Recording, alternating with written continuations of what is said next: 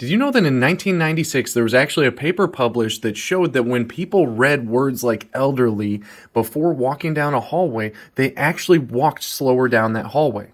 Now, this is actually a cautionary tale about that study. It was actually found to not replicate at all, but it's also a good discussion about what exactly priming and accessibility is. Hi, my name's Connor O'Day, and I'm with Neurons and Norms, where we boil down social psychology topics into 2 minutes or less videos that make it easy to understand, much like a virtual textbook. Now, priming and accessibility, I'm going to start with accessibility here. Accessibility is how easily something comes to mind, right? And if you're consistently thinking about something, it comes to mind easier. There's actually a lot of social psychology research that shows that the more that a particular topic is covered in the news, the more accessible it is in people's mind. And oftentimes this might influence people's voting decisions on the important topics because that's what constantly comes to mind easily because that's what's being covered in the news. Now you can think about, is there some bias to that? Well, maybe there is.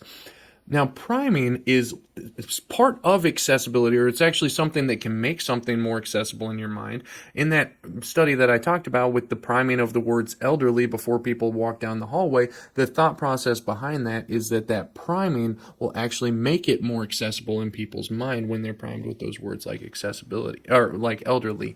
It'll make it more accessible in their mind and then make them more likely to walk slowly down that hallway. Again, that was shown to not replicate well. It is a cautionary tale. We don't want to draw conclusions about that, but it is a good example of what priming would be if it was to actually replicate and work out like that.